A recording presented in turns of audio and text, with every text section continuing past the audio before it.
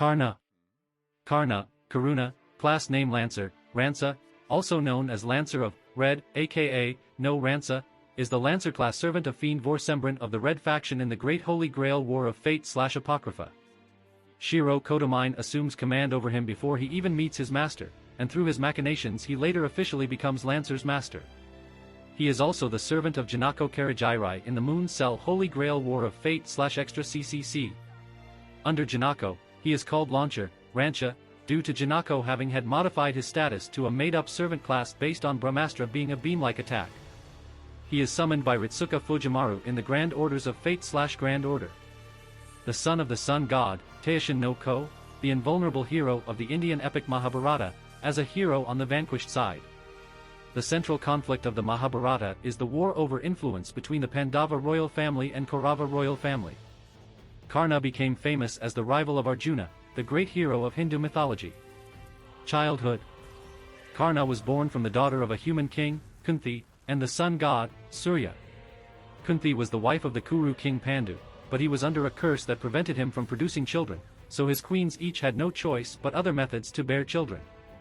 Kunti was a woman who had a mantra that allowed her to copulate with and bear the child of any god and, by those means, gave Panda children, but before she became the king's wife, she tested the mantra and bore a single child. That child was Karna, the golden hero who was born from relations with the sun god Surya. Kunti was a determined woman and, afraid of her first birth and anxiety over whether the god would acknowledge his own child. "I want proof that this child is your son." Kunti prayed to Surya. Surya heard Kunti's words and gave until the child, as he was born, his own power and attributes. As proof of being the son of Surya, he was given a golden armor, and this is the source of the golden armor that made Karna invulnerable. Karna was born to become a great hero. Though she was shown such grace and faithfulness, Kunti abandoned her first son. For her, who was to become the queen of Kuru King Pandu, the existence of her son was nothing but unnecessary. This is how Karna, who was thrown away by his own mother, came to be ignorant of his own birth, but he lived with only the things he had been given by his father, the sun god Surya, held in his chest. Karna grew up with a low social status. The form of Karna, who didn't know his own mother's face and who questioned whether his mother was motivated by dishonesty, couldn't be called beautiful. Though he possessed his father's brilliant authority, his form was stained black. His countenance was cruel, and his every action was violent. Because of his lack of human mother, he didn't learn the subtleties of human emotion and spent his days being considered a nuisance by the people around him. That was how Karna was raised, but he didn't hate his mother or his surroundings. Instead, he accepted everything. His mother and father were the ones who gave him life, so he thought that no matter what kind of person his mother was, he did not hold contempt for her, as if there is anything he had to hate was himself alone. In contrast to his appearance, Karna was an exceedingly virtuous and perceptive child. Possibly the cause of that was because, while he was the child of a god, he was also a child without a single relative. Karna was blessed with the opportunity to question the poor, their lives, and their value. As a result, he chose, of his own free will, the path where he persisted in his own fastidiousness. He believed that as he was born with more than people should display a proof of my life greater than those of people. If he doesn't do so, the people without power will not be rewarded. What Karna had was simply the conviction to live without bringing dishonor to his father's authority and without shaming the people who compensated him. Though he may be relentless and ruthless, he is also full of majesty, is Karna's stance given form. Adolescence. And Karna, who had grown to be a young man, participated in a conference of the Kuru family. At this conference, the 5 Pandava brothers indulged themselves in the martial arts they were so proud of and so famous for. The third son Arjuna's skill at the bow was especially magnificent, to the point that he was praised as having no equal. When the grounds were united as one voice looking for someone to equal the Pandavas, Karna leapt up to participate and displayed martial arts of the same rank as Arjuna's. Karna challenged Arjuna to determine which of them was superior. But to challenge Arjuna, a member of the royal family, one must be higher than a kshatriya, military or royalty, and Karna seemed to be a Vaishya, merchant class, or a Shudra, a servant. Karna, whose challenge was refused due to the difference in status, became a laughingstock. The one who saved Karna in this situation was the eldest of the 100 princes of the Kaurava clan, who opposed the Pandavas, Duryodhana. He became interested in Karna and made him a king at that place. This is how Karna was saved from disgrace, but his foster father, who had heard of his promotion, appeared and established his origins. the 5 Pandava brothers further ridiculed Karna, who displayed martial arts superior to their own, saying, "The son of a charioteer should have a sense of shame." These words enraged Karna. If it were about himself, he would accept and be resigned to anything, but he would not allow insults toward his foster father. Even if it was a foster father who announced himself out of greed, to Karna, he was the father who raised him, who Karna should take pride in. The antagonism between Karna and the 5 Pandava brothers had become something he could not step back from, but sunset had come and the curtain was drawn on the conference. From then on, Karna, as the friend of Duryodhana, who saved him and treated him as a king, lived as a guest of honor of the 100 princes of the Kaurava clan. Kurukshetra War. What awaited him beyond that was a cruel battle against the 5 Pandava brothers, and more specifically, against the great hero Arjuna. The antagonism between the Kauravas whom Karna entrusted his bow as a soldier and the Pandavas that Arjuna led intensified and finally became a war with their territory in the balance. That war is called the Kurukshetra War, and that is where Karna's life came to an end. Karna continued to wield his strength so that the 100 Kaurava princes, and consequently Duryodhana, would be victorious. On the Pandava side, the only one who could oppose Karna was Arjuna, but even Arjuna could only be resigned to the fact that facing Karna directly was death. Through several conflicts, pretexts, and mutual hatred, the war between these two camps arrived at Kurukshetra.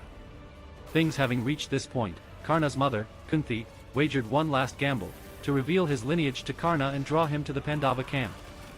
Kunti told only Krishna, who was a friend of Arjuna in the guise of a normal person, of this situation, and the two of them went alone to meet Karna. Kunti revealed that she was Karna's mother, spoke how fighting with the 5 Pandava brothers would yield no benefits whilst weeping, and persuaded him that by fighting together with Arjuna, he would attain glory. Karna, without failing to show the friend of his archenemy Arjuna, Krishna, quietly listened to his mother's arguments. Afterwards he said, "I understand your words. To join hands with the 5 brothers and return to my proper form. That would be a story filled with light, without a single fault." Then, facing the rejoicing Kunti, Karna continued speaking in an even softer voice, "But I wish for you to answer one thing. Do you not feel that those words of yours were too late? She was too late in declaring she was his mother. She was too late in looking back upon Karna. If you do not feel that this is a shame, then please answer.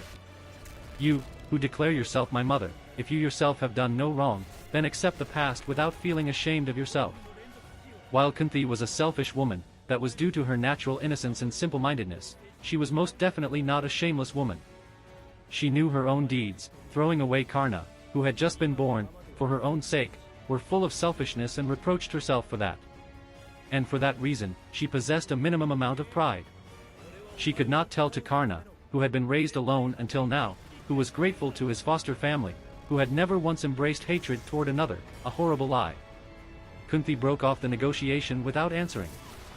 That is a deception, a complacent love. The only one your love can save is you. Your love is directed at no one but yourself. But I shall answer that feeling. From here on, during the war, I will not kill any of the brothers who come to match me. I will only use all my power against my archenemy Arjuna." Karna said this to Kunti, who stood with her head hanging. Karna swore not to lay a hand on the brothers of the Pandava family who were inferior to him in strength. The countless times Karna allowed the 5 brothers to go after this was due to this pledge. After that he concluded, "Return to the place that you obtained with your own hands. Though it was only once, I am grateful that you called me your son." Karna opened the castle gate and escorted Kunti out. That was the love that Karna bore for his mother, Kunti. It was not love for his mother at this late point in time but Kunti's resolution to raise her feelings as mother, in the end, even if it wasn't genuine. That is what he answered. Kunti risked the danger of having her past come to light. To the hero of generosity Karna, such determination is worthy of compensation. And so, just before the final battle, Arjuna's father, Indra the thunder god, who understood that Karna could not be persuaded, took the form of a Brahmin, contacts Karna, and takes his golden armor. Though Karna had lost the property of being unkillable that he received from his father, he never said he would stop proceeding to the battlefield. He did not care that when he had lost his golden armor he had hastened his own death. Indra, who was touched by how gallant a figure Karna struck, asked why. Why did he continue to the battlefield, having lost his armor, but without reproaching Indra, who had hatched this scheme out of love for Arjuna? There is no need to hate you. It is simply a matter of being a step ahead. In fact, yes. Though you are a god, you are also a father. Such a thing brings me joy. Karna answered to Indra. Then why do you advance toward the battlefield? Asked Indra, to which he was responded, to me, defeat is bringing shame upon my father. Even though death awaits me, I cannot run away. That was how Karna always lived. To him, who lived his life with pride in those who gave him life and raised him, his life was not his own. I owe Duryodhana a debt. For some reason, that impudent and timid man is so bright to me. It may be blasphemy against my father, but, occasionally, I feel that sweet light is the warmth of the sun. Karna. It was not the fire of the sun that Karna carried or the absolute brilliance of Surya. To Karna, the sun was the imperfect charm that humans displayed. Indra, who saw the divinity of Surya himself in that form, gave Karna his spear. He had taken from this noble hero something greater than his life. Unless he gave something as compensation, his honor would be stained. Above all, he was charmed with him. If it were this man, he could wield the greatest spear that Indra had not given even to his own son. After Karna sent off the Brahmin and having lost his armor, flesh, he headed to the battlefield, as thin as a ghost. Death. The final battle with Arjuna. Karna was already without allies. His charioteer, whom he trusted with his body, was already an enemy, in collusion with the Pandavas. He had a large number of heavy burdens, his feelings towards his younger half-brothers. Due to his curse, the wheel of Karna's chariot was stuck in a rut. The string of Arjuna's bow was drawn back to its limits. These brothers who, for a long time, were manipulated by an unseen destiny to compete for supremacy, could only in this moment strike one another with all their might, and sure enough, Arjuna's bow shot down the sun. However, Karna did not hate anyone and accepted his death. It is said that after his death, Karna became one with his father Surya. Called the hero of generosity, he was a saint with the creed of not refusing when people came to ask or rely on him. The hero who, while possessing exceedingly high abilities, was within a tragedy where he was the enemy of his brothers by blood, received various curses, and lost his life without showing his true worth, that is Karna. Appearance. He is described as a young man with long and white unkempt hair that almost appear transparent. His gaze is said to be sharp like a steel blade, with the red stone buried in his chest similarly projecting an enthralling lustrousness. It is also specified that what draws the eye more than anything else is the set of golden armor that he has become fused with, giving off a divine radiance. While every single part is said to be beautiful in its own right, once combined with Lancer they exude far more ferocity than attractiveness. Flower coordinator, costume in Extella. Personality. His personality is cold and unforgiving. Although conversing with him may give the impression that he is indecisive and somewhat boring, in reality he is always deep in thought and has a loyal heart. He gives an impression of being cold and cruel because he believes that most things and events are normal, and therefore he does not interfere. Due to this characteristic, he does not really have negative emotions such as hatred and jealousy. Because his behaviors target people's true nature that should not be put to words, he is disliked by many. Karna's strongest weapon was his will. Possessing a strong will and a strong heart, he was the hero of charity who had never resented a single person despite experiencing all kinds of misfortune. He was a man who had given things special than anyone else, but never once was treated special himself. Neither proud nor arrogant, he was a hero who merely carried out a way of life that would not shame the name of his father from the moment he was born to when he was finally shot down. Karna would follow the orders of his master with no particular objections. On the other hand, Karna is, to put in the simplest term, a soldier. When commanded, he behaves as though the very concept of defiance does not exist. To the Lancer of Red, there is no liking or disliking to an order that has been given to him, to the point he will just ignore to consider how said order relates to the situation, as only the fact that he serves the master who summoned him is what is really important. In other words, he does not raise objections about orders, as those thoughts have already been removed from his mind. Even so, he shows some small doubts regarding the elimination of Jean given her task to preside over the war, but he convinces himself that as defeating a ruler would be a very difficult endeavor, that makes all the more reason why it would be worth fighting her. He has no wish for the Holy Grail, but he desires to battle Siegfried once more and to save his master. Abilities. Karna is the hero of charity, one of the most powerful beings in Indian mythology. Even the thunder god Indra had no other choice but to devise an intricate scheme in order to send him to his grave.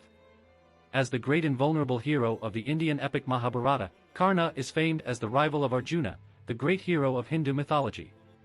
Ashvathama is also famed as being equal if not superior to Karna. to which he agrees, saying that even while he was receiving the teachings of his teacher Drona, it wasn't like he was the strongest warrior around at all.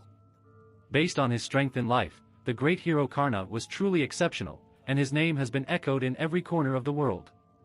Despite Karna never having been openly recognized when he was alive due to many prejudices, Sherlock Holmes states that his heroic deeds were so great that it is no exaggeration to say that in the India from proper human history, there is not a single person who has not heard his name. He says the same about Rama, who according to Geronimo, is another hero who at full power would be an equal match to Karna.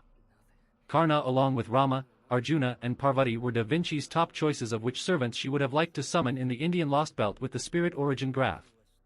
Even without the home advantage, he and Rama would still remain among the best servants she could have hoped to summon in India. No matter if his fame was equal to zero, Karna was unmistakably a great hero. Although Karna was a great hero, he was not known to possess a spear. Instead he was famed for riding a chariot and using a bow. As such he is a warrior who is praised for functioning as an archer and rider simultaneously. As a heroic spirit, Karna has qualifications to be summoned in the Lancer, Archer and Rider classes. As a Lancer, he boasts the power level of Special, a rank, and he contends for the highest place among all servants. Karna is one of the 7 top servants summoned by the Moon Cell, and Hakuno Kishinami regards him as a strong hero even among those standards. In fact, Karna is a high-class heroic spirit said to be on par with Gilgamesh, and Romani Archaman states that the readings of his Saint Graph are off the charts. Having a nature related to the sun just like Ku Chulain and Gawain, Hakuno estimates that Karna must be on their level in power. In fact, Hakuno Kishinami, Leonardo B. Harvey, and B.B. all regard Karna and Gawain as heroic spirits on the same power level, able to equally match each other. Therefore, the only factor that gives either of them an edge is the difference between their masters. Due to this, in Fate/Extra CCC where Karna is summoned under a third-rate master, BB had initially assumed that Gawain, just like Karna, would pose no threat to her. However, when Gawain finally faced her, his incredible firepower far surpassed her expectations. She speculates that it must have been due to the difference in the power of their masters. Being strong enough to match Gawain, Rin states that Karna should be strong enough to deal with Passion Lip. Even BB was worried of him, and she claimed that if Gawain and Karna joined forces, even she would be overwhelmed. In Fate/Extella, Gawain stated that Karna's magical energy was very similar to that of his noble phantasm Excalibur Gallatin, and that it must have come from a very powerful servant who draws strength from the sun just like him. He warns Nero Claudius to be wary of him, saying that his flames could singe even her. During the Great Holy Grail War, Karna was the undisputed strongest alongside Achilles. Jeanne d'Arc estimates that Achilles boasts power and ability that rivals Karna, who she considers to be dangerous beyond compare. Shiro Kodomine also states that Achilles could match Karna, and confirms that Karna possesses the strength necessary to oppose Vlad while empowered by a fame boost from the fight taking place in his home country, thanks to possessing power which exceeds even said fame. After Mordred learned that, she considered the possibility of her father being the servant Shiro was talking about. Compared to the other servants of the Red faction, putting aside Mordred who was operating independently, both Karna and Achilles were truly unparalleled. As such, it is truly a case of 2 star players in a single team. Semiramis is not far behind, as it is noted that she could probably put up a good match against Karna, with the strength of her mysteries. Although the heroic spirit Karna is unmistakably top class, his magical energy consumption is quite bad. Karna isn't capable of maintaining his mana burst, flame, for more than 10 seconds with his golden armor continuously active, along with the divine spear he wields. A normal mage probably wouldn't be able to move even a single finger while supporting him. Even a first-rate master would be exhausted to the point that they couldn't use their own magecraft. Although this is very unlikely, but if there is a master who cannot win even after forming a contract with this servant, that would be a human with top-ranking hopeless nature, unsuited for combat. During the second half of the Great Holy Grail War, Amakusa Shiro Tokisada, who was directly connected to the Greater Grail, became Karna's master. This granted Karna an abundant mana supply, allowing him to utilize his full power at full throttle, unlike anything seen previously. Combat. Having stepped so far into the realm of gods, Karna boasts great martial prowess. Karna is extremely confident in his abilities, and claims he'd have no trouble in fighting both Siegfried and Jeanne d'Arc simultaneously. He speaks not out of haughtiness or arrogance, because to him, it is a simple truth that he cannot be defeated. Karna's combat strength is equal to that of multiple first-class servants working together. Whereas it took a team comprised of Mordred, Sieg, Chiron, Jean d'Arc and Astolfo perfectly following a coordinated tactic to defeat Avasprins Adam, it is noted that Karna or Achilles should be able to face a giant such as this head-on and achieve victory with ease. Despite this, within the Hanging Gardens of Babylon where Semiramis' power and authority is truly absolute, Semiramis would be able to restrain Karna with just a single wave of her hand. Vlad III in his Legend of Dracula form was also strong enough to punch Karna, sending him flying into a wall. Although the damage of his punch was insignificant to Karna thanks to his armor, he was surprised at how he had managed to overpower him with just his overwhelming physical strength alone.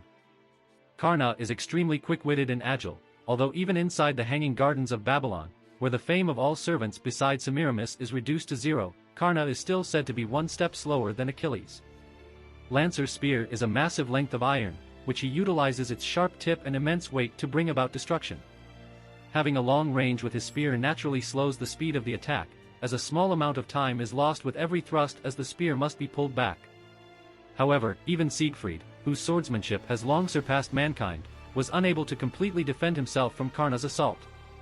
Although he managed to ward off the spear's barrage by maneuvering his sword with the smallest possible movement, and by closing the distance one step at a time, Karna managed to strike Siegfried 78 times in different vital points every single time.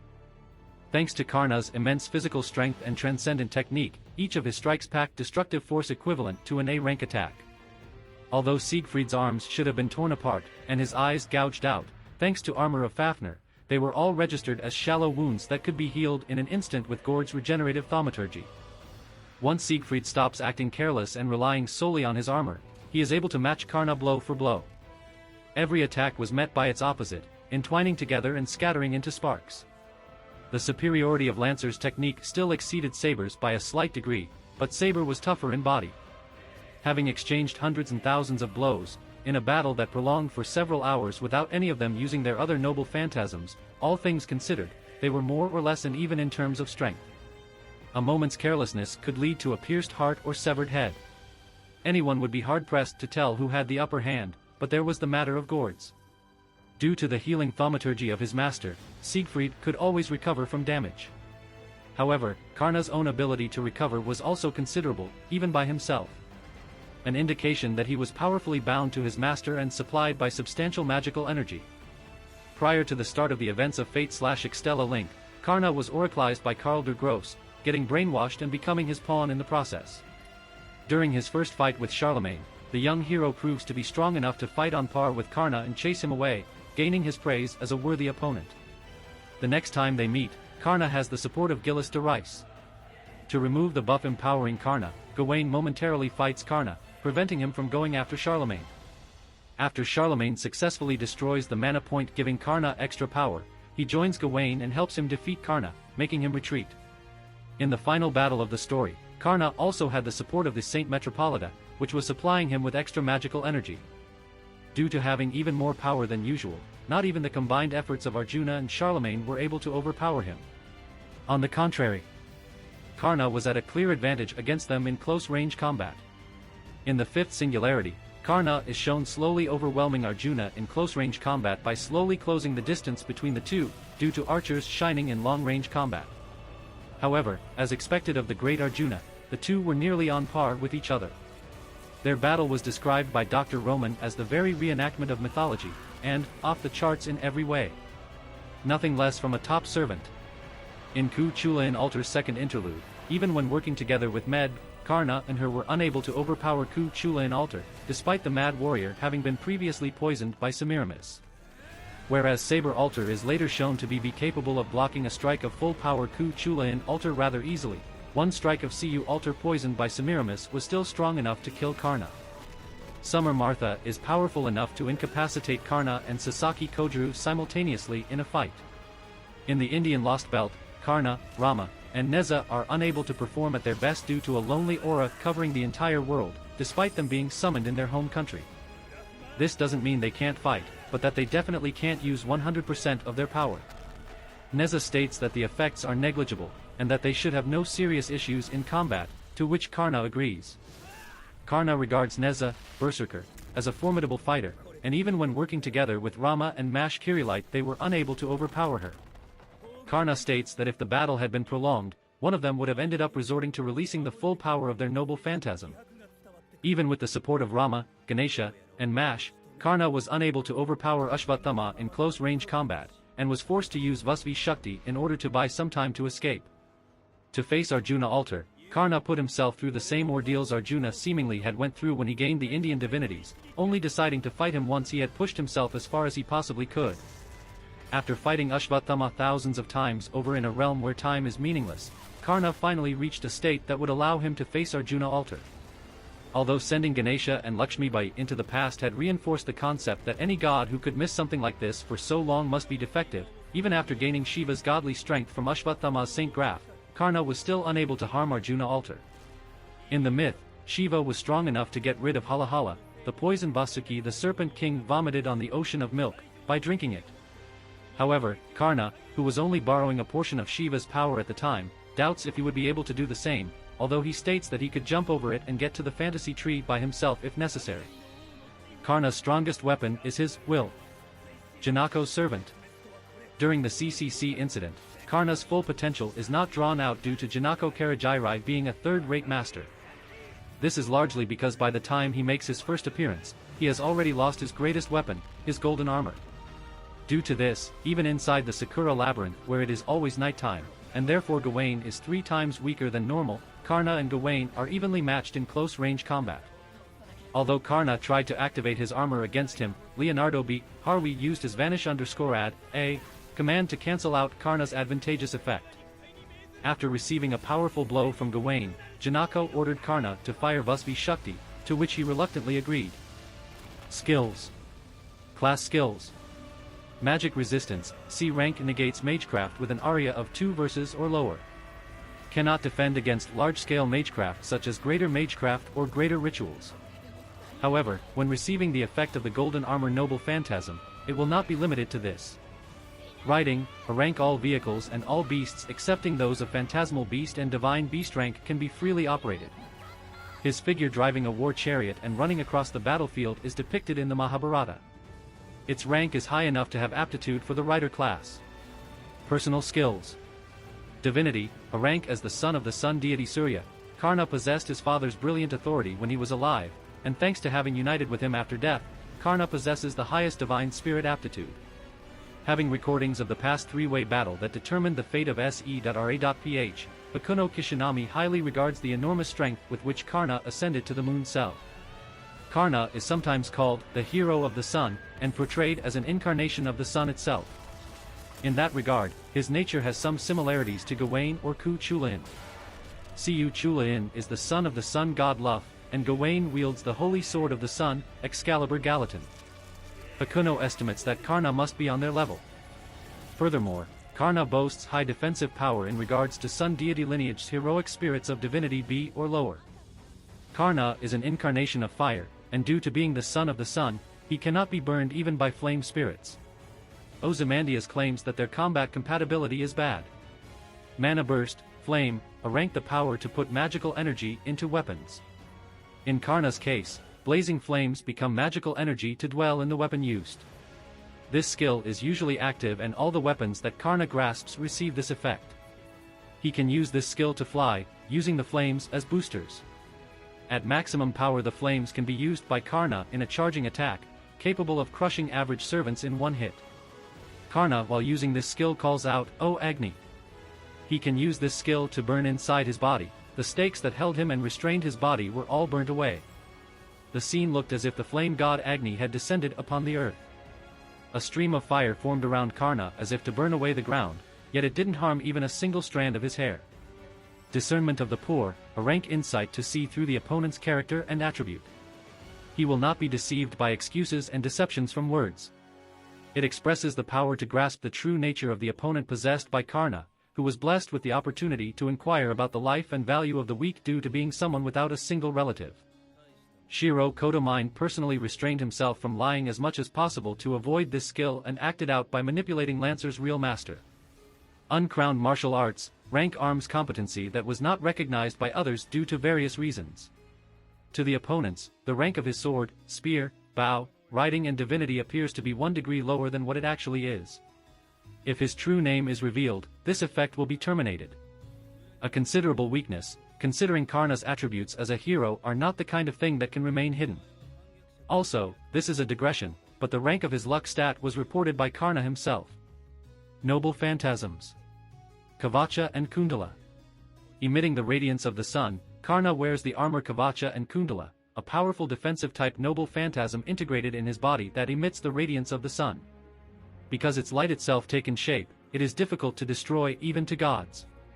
Although Karna boasts the greatest physical defense out of all the servants that participated in the Great Holy Grail War, it is noted that by concentrating an enormous amount of magical energy, Atlanta can fire an arrow strong enough to wound even him. This is because Karna's armor doesn't nullify all attacks, but instead reduces the damage he takes to 1/10. Thanks to his armor, Karna could easily match 1,000 of Vlad III's stakes without paying any care to the ones that stabbed countless times all over his body. From his feet to his right shoulder to his left flank to his elbow, neither his movements nor his strength changed at all, as the armor reduced the damage taken to mere scratches that he could heal while fighting. When facing an attack more powerful than what his armor can safely handle on its own, Karna can cover his body with his mana burst, flame, skill to further augment his endurance, as seen when he blocked Sieg's Bombang. In his fight against Vlad, when facing larger amounts of stakes, Karna broke 1,000 stakes with his spear, burned 800 with the flames covering his body, and stopped 2,000 with that golden armor. Truly remarkable, considering that Vlad's repeated attacks were half-hearted at all, and that any other lancer besides Karna wouldn't have been able to withstand it. Even inside the Hanging Gardens of Babylon, where the fame of all servants besides Semiramis is reduced to zero, Vlad III in his Legend of Dracula was strong enough to pierce through Karna's armor by throwing stakes with his hands, as seen when one of them pierced Karna's foot. Darnik believed that had Vlad used this noble phantasm during their first encounter in Romania, he would have easily torn Karna apart. By forcefully invoking the true name of this noble phantasm, Karna momentarily becomes the very radiance of the sun, due to the nigh-indestructible armor being imbued with Surya's power. Thanks to this, Karna was able to endure Arjuna Altars Mahapralaya for 5 seconds, only to be destroyed right after. Rama was impressed he lasted as long as he did, and he said that was a feat akin to holding back all the waters of the ocean or catching a falling star with one's bare hands.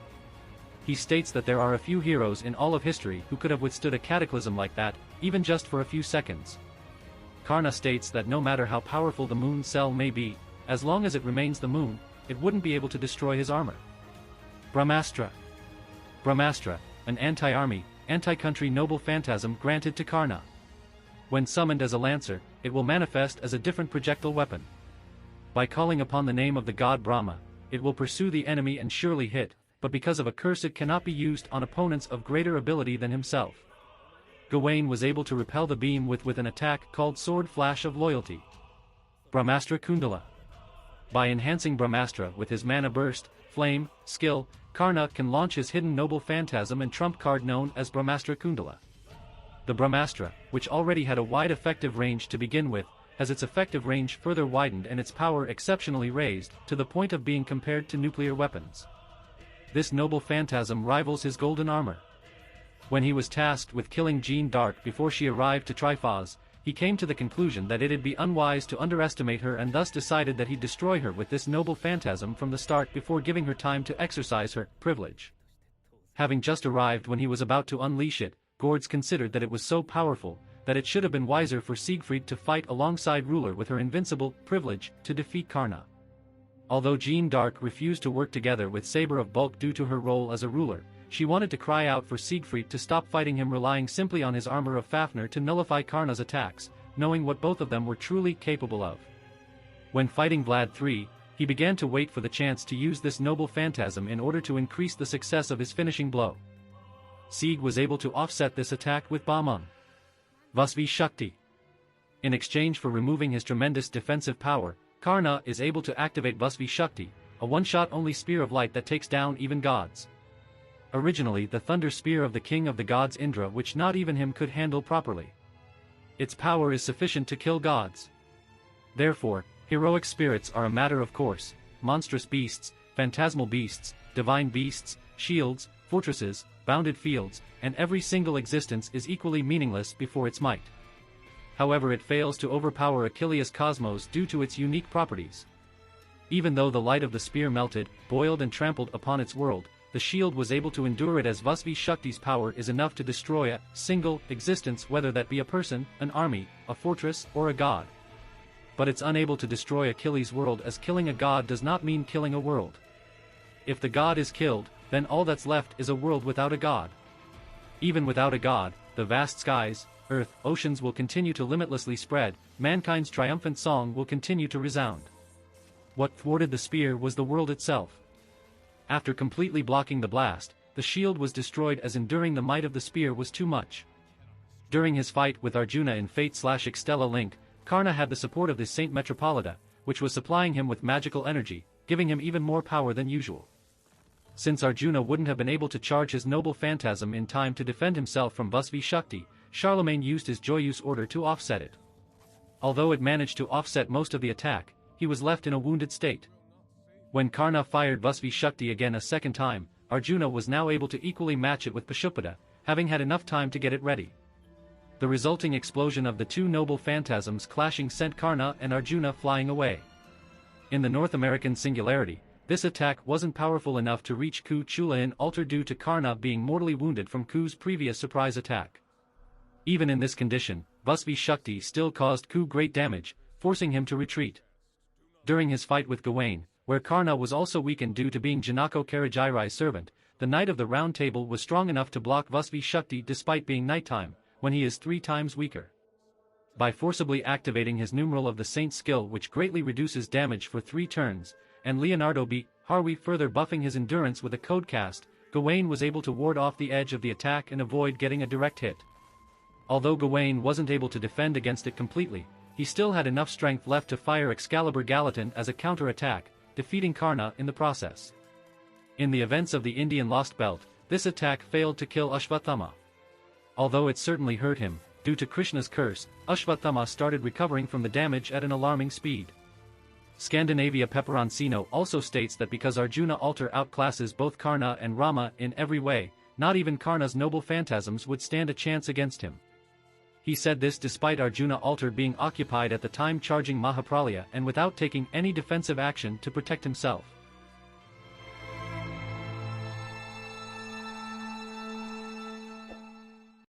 If you like this content, don't forget to like and subscribe. See you later, bye bye.